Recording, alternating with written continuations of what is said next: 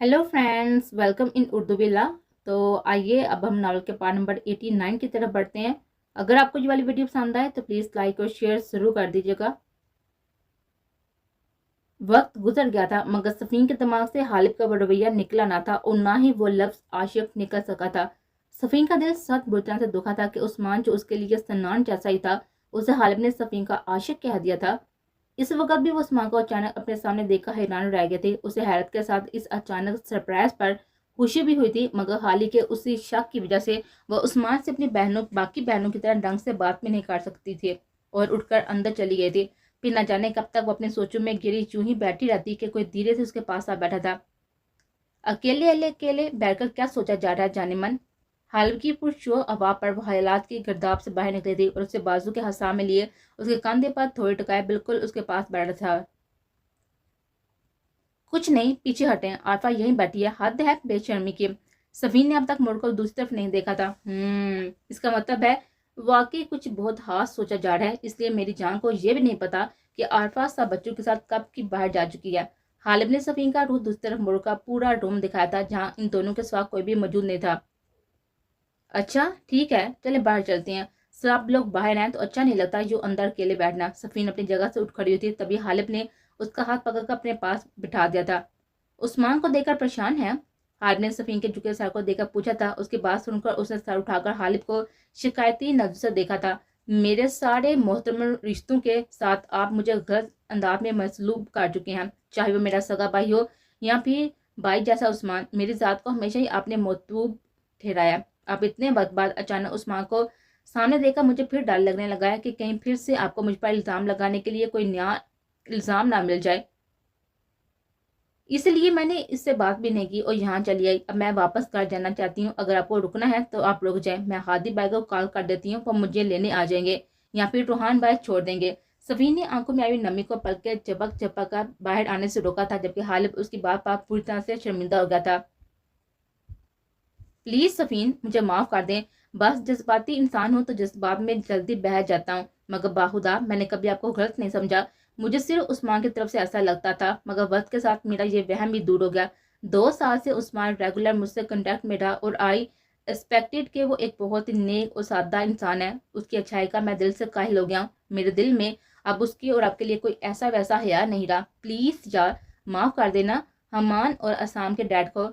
हालिब ने सफीन की पेशानी को चूमते हुए कहा। उसकी बात सुनकर सफीन फीके से अंदाज में मुस्कुरा दी थी कि दिल में दर्द का एक कांटा भी अभी तक बुरी तरह से चुपा हुआ था। शुक्र है उस्मान जो कि एक गैर शख्स है, उस पर 2 साल बाद ही सही मगर आपने यकीन कर लिया। मगर मैं तो आज तक आपका यकीन व एतमाद नहीं जीत सकी। पहले दिन से आज तक मसलसल आपकी बद एतमादी का शिकार हूँ। जिस दिन हम लोग पहली बार मिले थे, आपने उसी दिन से आज तक मुझसे मोहब्बत की, बेहद मोहब्बत की, मगर उससे पहले दिन से आज तक आपने मुझ पर एक पर्सन एतबार नहीं किया। आलिम, आपकी बद एतमादी की वजह से ही मैं आपके जालमों का शिकार रही हूँ, आपके जुल्मों का शिकार रही हूँ। सनान भाई वाले हादसे में भी आप मुझ पर एतमाद करते तो मुझसे पूछ सकते थे कि वो कौन है। उससे शायद वो सब ना होता जिसकी सजा मैंने 1.5 साल भुगती है। हालिब ने अपने सामने रोती हुई सफीन को हैरत से देखा था और उसे ये सब कह रही थी। हालिब ने उसके बारे में तो कभी सोचा भी नहीं था। उसने जो कुछ किया था वो गुस्से में किया गया एक अमल था। गुस्से में वो अपनी अकल को ताला लगा दिया करता था और सफीन पर तोड़ा गया वो सितम भी उसके गुस्से का नतीजा था, जिसने उसके सोचने समझने की सलाहियत सिल्प का ली थी। सफीन, ये सब क्या कह रही हैं? मैं आप पर यकीन नहीं करता, मैं एतमाद नहीं करता आज पर। ऐसा कैसे सोच लिया आपने? मानता हूँ मैं आपको कभी नहीं समझ सका, मगर अफसोस कि आपने 2 साल में मुझे नहीं समझ सकी। गुस्से में मेरी अकल काम करना छोड़ देती है, मुझे कुछ भी समझाई नहीं देता। और मैं आप पर क्यों एतमाद नहीं करूंगा? सफीन, बीवी हैं आप मेरी, मेरी निस्फ बेहतर। मैं आप पर एतमाद नहीं करूंगा तो किस पर करूंगा? मगर आपकी बातों से साफ जाहिर है कि आपने गुजरते वक्त के साथ ही मुझे माफ नहीं किया, इसलिए आपके दिल में मेरे लिए मौजूद जो शिकायत हैं वो खत्म होने की बजाय बढ़ती जा रही हैं। इस बात ने मुझे बहुत ही दुख पहुंचाया। दुख से बोलता हालिब अपनी बात कहकर रुका भी नहीं था, बल्कि अपने सामने हक धक खड़ी सफीन को इस तरह खड़ा छोड़कर बाहर निकलता चला गया था।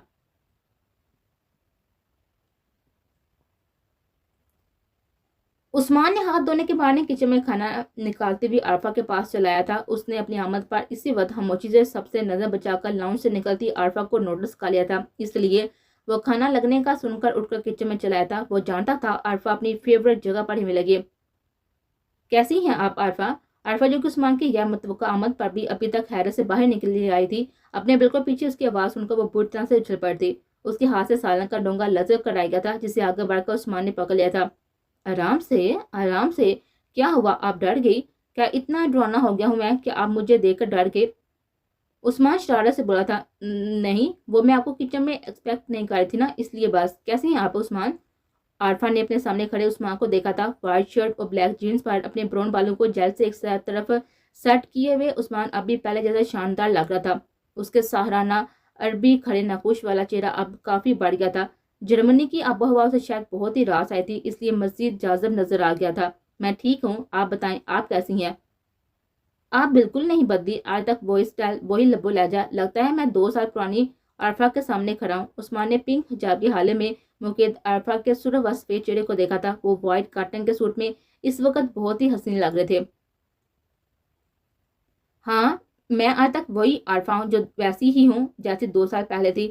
تمہاری ایک نظر کرم کی منتظر، عارفہ نے بظاہر عثمان سے مسکراتے ہوئے آخری بات دل میں کہی تھی، مگر اس کے جملوں کے پیچھے چھپا مفہوم وہ اچھی طرح سمجھ گیا تھا۔ ویل، یہ تو بہت اچھی بات ہے۔ ویسے تو بدلتے وقت کے ساتھ انسان کو اپنے اندر پازیٹیو چینجز لانے چاہیے، اور آپ تو ماشاءاللہ ویسے بھی کافی پازیٹیو ہیں، مگر مجھے لگتا ہے کہ مجھ سے آپ تھوڑے سے ناراض ہیں۔ مجھے دیکھتے ہی آپ بنا سلام دعا کیے لاؤنج سے نکل آئی، اور اب بھی میں ہی آپ کی خیر خیریت لینے آیا ہوں۔ عثمان نے عارفہ کو شکایتی نظر سے دیکھا تھا، جبکہ عارفہ اس کے بات سن کر بخلائی تھی۔ نہیں نہیں، ایسی کوئی بات نہیں، آپ سے میں کیوں ناراض ہونے لگی؟ وہ بس کیا ہے نا، آپ سب سے ملنے میں بزی تھے تو میں ڈنر وغیرہ کا انتظام دیکھنے چلی آئی تھی۔ عارفہ نے گھبرا کر صفائی دی تھی، اور عثمان نے اس بار میں سائل لایا تھا۔ تب بھی نجمہ وہاں پر چلی آئی تھی۔ اوکے عارفہ، میں کہتی ہیں، آپ کہتی ہیں تو مان لیتے ہیں، چلیں آپ بھی چل کر کھانا کھائیں۔ عثمان نجمہ کو دیکھ کر باہر نکل گیا تھا، اور عارفہ بھی اپنے ہاتھ میں ڈش تھامے اس کے پیچھے نکل گئے تھے۔ وہ سب ڈنر سے فارغ ہو گئے تھے اور عادی کے ساتھ ہی باہر لانچ میں ملحق روم میں چلے آئے تھے۔ گرینی سمیت باقی چاروں بہنیں اور عارفہ سب بچوں کے لیے وہ لانچ میں بیٹھی باتیں کر تھی۔ عثمان سب بچوں سے مل کر بہت ہی خوش ہوا تھا۔ وہ سب کے لیے گفٹس لے کر آیا تھا۔ اس نے فردن سب کوئی ان کے نانا نانی کے بھیجے ہوئے گفٹس کے ساتھ ہی ان کے دعائیں بھی پہنچا دی تھی۔ میروسا کی آمد کا ابھی عثمان کے سوا اس کے میکے میں کسی اور کو علم نہیں تھا۔ عادی نے عثمان کو بھی سختی سے منع کر دیا تھا۔ اب وہ سب بیٹھے خوش گپوں میں مصروف تھے کہ عائشہ نے کسی بابا مسکراتی ہوئی میروسا سے اچانک پوچھا تھا، میروسا، 2 سال پہلے کیا ہوا تھا؟ آج تو گرینی بھی ہمارے ساتھ موجود ہے، بتاؤ انہیں تم کہاں ملی تھی؟ کیونکہ اب تک جو سچ ہے وہ مکمل ہم میں سے کسی کو نہیں پتا۔ کیا اب بھی تم ہمیں نہیں بتاؤ کہ کیا ہوا تھا تمہارے ساتھ؟ عائشہ نے میروسا کا ہاتھ تھام کر کہا تھا۔ اس کی بات پر اچانک چپ ہوئی تھی، اور اندر بیٹھا عادی بھی خاموش ہو گیا تھا۔ آج ایک بار پھر کچھ دن پہلے والا وہ منظر اس کے سامنے روشن ہو گیا تھا، جب اس نے اپنی ماں کے متعلق میروسا کی زبانی وقرے سچ سنے تھے، اور آج ایک بار پھر نہ جانے میروسا نے مزید قیمتیں انکشاف کرنے والی تھی۔ میں نے پہلے بھی تم سے کہا تھا عائشہ کہ میں یہاں پر پرانے باپ کھولے نہیں آئی، اور نہ ہی کسی کو اپنے متعلق کوئی صفائی دینے آئی ہوں، مگر میری غیر موجودگی میں یہاں جو کچھ میرے بارے میں مشہور کیا گیا نا، وہ سراسر غلط تھا۔ میں یہاں سے اپنی مرضی سے گئی تھی، اور نہ ہی میں 2 سال تم سب سے اپنی مرضی سے دور رہی تھی۔ آج تم لوگوں کو سب کچھ بتاتی ہوں، سب سچ بتاتی ہوں عائشہ۔ بہت بوجھ ہے میرے دل پر، آج میں سارا بوجھ اتارنا پھینکنا چاہتی ہوں۔ میروسا کی ٹھہری ہوئی آواز پر اندر بیٹھے عادی کو لگا جیسے روزے حشر آ پہنچا۔ آج ساری سچائیاں روزے روشن کی طرح عیاں ہو جائیں گی۔ جب اس کے ساتھ موجود عثمان سمیت وہ چاروں بھی خاموشی سے میروسا کی آواز سن رہے تھے۔ یہ سلسلہ میری شادی کے دن سے شروع ہوا تھا۔ میروسا نے اپنے کربناک ماضی کا ایک ایک پنا دھیرے دھیرے الٹنا شروع کر دیا تھا۔ وہ چاروں فریش چہرے کے ساتھ ہی تیار شیار ہو کر شاہ ہاؤس پہنچے تھے، اور شاہ ہاؤس میں سب بڑے آلریڈی موجود ہے۔ وہ بڑی سی ناشتے کی ٹیبل پر سب بیٹھے نئے نویلے دولہا دلہن کا انتظار کرتے۔ کچھ مہمان اب تک گھر پر موجود تھے، اس لیے ڈائننگ روم میں سب کے لیے الگ الگ ٹیبلز لگائی گئی تھی۔ نوکر ادھر ادھر بھاگتے سب کو ناشتہ سرو کرتے پھر رہے تھے۔ تینوں دلہنیں بھی میروسا کے سوا وہاں پر پہنچ گئی تھی، مگر انہیں اب بھی ڈائننگ روم بھی نہیں لے کر جایا گیا تھا۔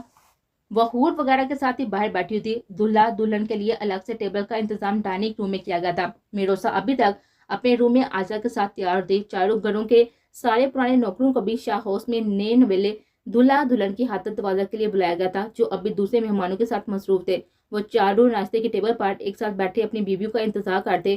کیا بات ہے فہیم، یہ تیری آنکھوں کو کیا ہوا ہے؟ میرے بھائی اتنی لال کیوں ہو رہی ہیں؟ اور تو اونگ کیوں رہا ہے؟ سویا نہیں ہے کیا رات کو؟ रकीब ने पलके झपक झपक अपनी नींद भगाते फहीम से मैंने हेजी से पूछा था, यार नींद पूरी नहीं हुई, रात आशा ने बड़ा परेशान किया है मुझे। फहीम ने एक लंबी सी जुमाई लेते हुए कहा था, अबे चुप बेहुदा आदमी, आस पास तो देख ले, बिना किसी का लिहाज के शुरू हो गया। शर्म का सब यहीं पे बैठे हैं। हालिम ने दबी दबी आवाज में कहा था, बंदे की शक्ल अच्छी ना हो ना तो वो बात ही अच्छी कर लेता है, बात सुनने से पहले ही बकवास शुरू कर दिया, पहले मेरी पूरी बात तो सुन ले। एक तो वैसे ही रात से मेरा दिमाग खराब हुआ पड़ा है। फहीम ने बनाकर कहा था, क्यों, ऐसा क्या होगा तेरा दिमाग खराब हो गया, क्या ज्यादा ही प्यार छलका दिया आशा भाभी ने। रकीब ने भी फहीम का जरा सा छेड़ा था, हाँ बहुत प्यार छलकाया, इतना कि मेरी नींद ही उड़ आ गई। फहीम ने जाकर बोला था और तभी हूर के साथ सफी वहां पर चली आई थी, जिसे हूर ने हालिब के पास पड़ी हुई कुर्सी पर ला बिठाया था। वो चारों चुप हो गए थे। तुम तो बैठो सफीन, अच्छा है तुम्हें मैं फूफा के पास लेकर गई थी तो तुम बच गए, वरना मिसिस इशफाक तुम्हारे भी कान खा जाती। मैं जरा सनम और आयशा को उनके कब्जे से निकालने की कोशिश करती हूँ, मेरे ख्याल में वो अच्छी तरह फहीम का बदला उसकी बीवी से लेंगे। हूर फहीम को देखकर मुस्कुराती हुई बोली और बाहर चली गई थी, जबकि हालिब ने पिंक कलर के शरारे में अपने पास बैठी अपनी बीवी को मोहब्बत पाश नजर देखा था। रात के तमाम तर मनाजिर उसकी आंखों के सामने घूमने लगे थे। पूरी रात वो सफीन को अपने आगोश में लेकर सोया था। इतने दिनों की दूरी और तरफ को जैसे करार आ गया था। सफीन का नाजुक वजूद उसकी पनाहों में बिखरा पड़ा था। उसे देख देख कर हालिब के दिल में ठंडक सी उतरी थी। इस वक्त भी उसकी आंखों की ठंडक बनी उसके सामने मौजूद थी। सफीन ने हल्के पिंक मेकअप के साथ ही बालों को आधा बांधकर बाकी पूंछ पर खुला छोड़ दिया था। सर पर सिल्के से उड़ाने के बाद भी दुपट्टे की आड़ से उसके खुले बाल भी नजर आ रहे थे। नाक में नन्ही सी डायमंड की नोज पिन, डायमंड की हल्की सी जुड़ली के साथ ही हालिब का दिया हुआ ब्लैक डायमंड वाला सेट भी पहना हुआ था। गहरे मेरून रंग की मेहंदी से सजे हाथों की सारी उंगलियों में अंगूठियां और सूट के हमरंग चूड़ियों के साथ ही उसके चेहरे के साथ हाथ भी बेहद खूबसूरत लग रहे थे। वो किसी मसवर की तराशी हुई मूरत जैसी हसीन थी। सनम भी बिल्कुल उसकी जैसी थी, मगर हालिब को न जाने सफी में ऐसी कशिश क्यों महसूस होती थी। शायद ये उसके साथ जुड़े हुए दिल के रिश्ते का एजाज था। अब भी इतने लोगों के बीच बैठी नर्वस होती हालिब को बेहद मासूम लग रही थी। हालिब ने भी इस वक्त चॉकलेट ब्राउन कुर्ता शलवार के साथ ही क्रीम कलर की वास्किट पहनी थी। इस कलर में वो हमेशा की तरह डैशिंग और हैंडसम लग रहा था। अच्छा है मिसेस शिफाक, मेरे हिस्से का बदला आयशा से लें, रात उन्होंने मेरी बहुत ही धुलाई की है। फाइम की बात पर सफेद सफेद रकीब आदि और चौंक कर होश में आते हुए हालिब ने भी हैरत से फहीम को देखा था। वो आसमानी कुर्ता शलवार के साथ ही डार्क ब्लू बास्केट पहने हुए बैठा बुढ़े बुढ़े मुंह बना रहा था। उतरे हुए चेहरे के साथ भी वो बेहद हैंडसम लग रहा था। वाह, आशा ने रात को तुझे मारा फहीम? आदि की आवाज शायद की जाती से फाटती गई थी। उसके पास बैठे फहीम ने लपक का उसके मुंह पर जल्दी से हाथ जमा दिया था। बांध काले अपनी भोनपुरून जैसी आवाज कमीने इतनी जोर से ऐलान करके सबको सामने मेरी बेइज्जती करवाएगा क्या? फहीम ने दांत पीसते हुए कहा था। मगर आशा ने आपको क्यों मारा? सफीन ने आगे जूते सरगोशी के स्टाइल में फहीम से राजदार बढ़ते हुए पूछा, जिसने उसी की तरह आगे झुककर राजदार से इसको बताया था। नींद में मारा है भाभी, नींद में आपकी बहन ने मेरी बहुत ही पिटाई की है। वो इस वक्त पूछना से सोती है। रात को हर एंगल से उन्होंने मुझे पीटा है, लात मुक्का थप्पड़ कोहनी कुछ नहीं छोड़ा। फहीम के लाचारी से बोलने पर सफीन मुंह पर हाथ रखकर बेआवाज हंसती चले गए थे। फहीम ने हंसी हुई सफीन को हैरत से आंखें फाड़ के देखा था। रकीम और हादी भी फहीम की बात सुनकर सफीन के साथ ही मुस्कुरा दिए थे, जबकि हालिब बेहुदा होता होकर सफीन को यूं खिलखिलाकर हंसता देखता चला गया था। भाई, आपको आशा ने बूटा से बेवकूफ बना दिया मतलब? हंसने की वजह से अपनी आंखों में आया पानी रुमाल से पूछते हुए सफीन ने दोबारा से बेआवाज हंसने लगी थी। मतलब? उसे सफीन की हंसी उसी शक पे मुतला करती जो कि वो रात को सोच रहा था, यानी आशा उसके साथ जानबूझ के ये सब कर थे। बताती हूँ, एक्चुअली हम लोग बचपन से एक साथ ही सोते हैं, तो पापा ने हमारी वजह से स्पेशल किंग साइड बेड बनवाया था ताकि हम आराम से सो सके। मगर काफी गैप से सोने के बाद भी हम लोगों के लिए आधा बेड भी काफी रहता था। आशा हमेशा किनारे पर सोती थी क्योंकि उसकी नींद शुरू से बहुत ही हल्की और सलीके वाली रही है। उसे सोने के बावजूद नींद में हम सब की करवटों तक का पता रहता है कि कौन रात भर में कितनी बार करवटें लेता है और कौन किस स्टाइल में रात को सोया है, रात को कितनी बार किसने अपनी जगह बदली है, उसे सब पता होता था। और सुबह उठते ही वो सबको सब बता देती थी। नींद में कोई उसके पास भी गुजर जाए तो वो जाग जाती है। और जो बात आप बता रहे हैं ना, ऐसा इम्पॉसिबल है क्योंकि हम सब साथ ही सोते थे। तो मुझे पता है हम सब में सिवाय मिरोसा के कभी बेतरतीब नहीं सोता। मिरोसा की नींद तो अलमान, उसके काम पर बैंड भी बजा दो ना वो तब भी नहीं उठते। मगर आशा का मसला बिल्कुल उल्ट है। ये मारने पीटने तो दूर की बात है, वो तो जिस करवट से रात को सोती है सुबह इसी करवट से सोई जाती है। सफीना मुस्कुराते फहीम के कान के पास से बम फोड़ा था और हैरत से اس کا منہ بھی کھل گیا تھا۔ وہ حیرت و صدمے سے سفین کی شکل دیکھ رہا تھا، جبکہ عادی پوری طرح سفین کی بات پر ایمان لیا تھا۔ میروسا والی بات سے میں 100% متفق ہوں۔ اس وقت میڈم کی دیر اسی سلسلے کی کڑی ہے بابی، دیکھ لیں اب تک نہیں آئی۔ ماما کے حوالے کیا ہے انہیں، کیونکہ میں نے انہیں جگانے کی کوشش کرتے تقریباً ہار مان لی تھی۔ عادی نے مسکراتے ہوئے بتایا تھا، ہاں تو اب روز کا ہی مسئلہ سمجھ لے، وہ آسانی سے جاگے گی بھی نہیں۔ ماما کہتی ہیں میروسا مردو سے شرط لگا کر سوتی ہے۔ سفین بتاتا بھی بار پھر سے ہنس پڑتی۔ تبھی سنم، عائشہ، میروسا عائزہ کے ساتھ ہی چلی آئی تھی۔ سنم نے آج لائٹ گرین کلر کا شرارہ پہنا ہوا تھا، ساتھ ہی بڑا سا ہم رنگ دوپٹہ ساپا سیٹ کیا ہوا تھا۔ ڈائمنڈ اور وائٹ گولڈ کی دیدہ زیب جویلری کے ساتھ اس نے رقیم کا دیا ہوا ڈائمنڈ بریسلٹ بھی پہنا ہوا تھا۔ لبوں پر ریچ ریڈ لپسٹک لگائے وہ حسین لگ رہی تھی۔ یہ کلر اس کی تمتماتی ہوئی سرخ و سفید رنگت پر کھل رہا تھا۔ اپنے پاس آ کر بیٹھتی ہوئی سنم کی خوشبو کو سانسوں میں اتارتے ہوئے رقیم ٹکٹکی باندھ کر دیکھنے لگا تھا۔ پھر اس نے بے ساتھ زریلا ماشاءاللہ کہتے ہوئے اپنی نظریں چرا لی تھی، اس اندیشے سے کہ کہیں پہلے کی طرح اب بھی سنم کو اس کی نظر نہ لا جائے۔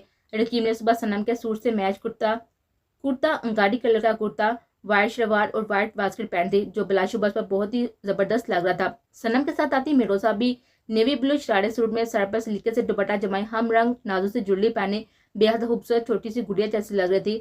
عادی کی آنکھیں اس کو دیکھ کر چمک اٹھتی تھی۔ وہ خود بھی وائٹ کرتا شلوار اور بلیک باسکٹ میں بے حد ہینڈسم لگ رہا تھا۔ یہ سیم سٹائل کے ڈریس ان چاروں نے شادی کی شاپنگ کے دوران ہی بارات کے نیکسٹ ڈے مارننگ کے لیے ڈیسائیڈ کر لیے تھے، اور دلہنوں کے شرارے ان کی ماؤں کی چوائس تھے۔ ریحا، فاطمہ اور زینب بڑی کے سوٹوں کے ساتھ ہی چاروں دلہنوں کے ڈھیر سارے ڈریسز لے کر آئے تھے۔ عادی کی بڑی کی شاپنگ انایا نے کی تھی، کیونکہ مہوش ان دونوں ساتھ برہم تھے، تو ٹائم کم ہونے کی وجہ سے انایا فاطمہ لوگوں کے ساتھ جا کر خود ہی بھائی کی بڑی کا سامان لے کر آئے تھے۔ وہ تینوں سب بڑوں کو سلام کرتی خاموشی سے اپنے جواب بیٹھ گئے تھے، جبکہ فہیم نے گور کو اپنے پاس بیٹھی عائشہ کو دیکھا تھا۔ میری شرنی، مجھے اندازہ ہے آپ نے یہ سب کیوں کیا، مگر میں نے کوئی بھی کچی گولیاں نہیں کھیلی ہیں، اب رات کو بتاؤں گا۔ فہیم عائشہ کو گور کا دیکھتے ہوئے سوچ رہا تھا۔ اس کی نظریں کے ارتکاز پر عائشہ نے ذرا کی ذرا پلکیں اٹھا کر اس کو دیکھا تھا۔ تبھی فہیم نے فوراً نظروں کا زاویہ بدل لیا تھا۔ وہ اب ان خوبصورت آنکھوں کے سر میں ڈوب کر دوبارہ سے اس چلاک شیرنی سے ہارنا نہیں چاہتا تھا۔ میروسا نے کنکیوں سے اپنے اور عادی کے سامنے والے ٹیبل پر بیٹھی میابش کو دیکھا تھا، جو اپنے پاس بیٹھی انیکا کے کان پر جھکی اس سے کچھ کہہ رہی تھی، جبکہ میروسا کے پاس بیٹھے عادی نے خود سے پہلے اپنے پاس بیٹھی میروسا کی پلیٹ میں ناشتہ ڈالا تھا، کیونکہ میروسا تو نہ جانے کیوں غائب دماغی سے بیٹھی تھی۔ اینجل، ناشتہ شروع کریں سویٹ ہارٹ، کیا سوچ رہی ہیں؟ عادی نے میروسا کے کان میں سرگوشی کرتے اس کی گود میں رکھے ہوئے ہاتھ کو زور سے دبایا تھا۔ میروسا، جو کہ مہوش اور انیکا کو دیکھنے میں موہر تھی، عادی کے ہاتھ پکڑتے ہی زور سے چیختی، اپنی جگہ سے اٹھ پڑتی اور اس کی چیخ پر سب اس کی طرف متوجہ ہو گئے تھے۔ عادی نے بکھلا کر جلدی سے میروسا کا ہاتھ چھوڑا تھا، جبکہ اس کے پاس بیٹھے فہیم نے عادی کا ہاتھ پکڑنا اور میروسا کی چیخ پر عادی کا سٹ پٹا کر ہاتھ چھوڑنا دیکھ لیا تھا۔ باقی سب کی نظر بھی میروسا پر جم گئی تھی۔ کیا ہوا بیٹا؟ ان سے کچھ دور بیٹھے ہوئے ریحان شاہ نے پوچھا تھا، مگر میروسا کی نظریں اب بھی مہوش پر ٹکی ہوئی تھی، جو اسے غصے سے دیکھ رہی تھی، اور انیکا کی بھی شربار نظریں میروسا پر جمی تھی۔ میروسا، چاچو کیا پوچھ رہے ہیں؟ عادی نے سب کو دیکھتے ہوئے گڑبڑا کر میروسا سے کہا تھا، جو کہ چونک کر ناسمجھی سے اس کو دیکھنے لگی تھی۔ اینجل، چاچو کچھ پوچھ رہے ہیں؟